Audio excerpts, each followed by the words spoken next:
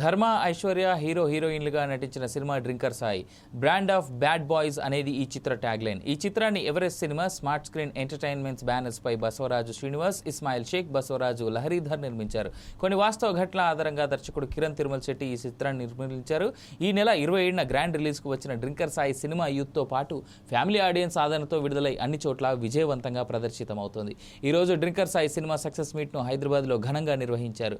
ఈ కార్యక్రమంలో actor Rajesh Ulli, DOP Prashant Ankireddy, music director Sri Vasanth, director Kiran, producer Basavaraju Srinivas మాట్లాడారు.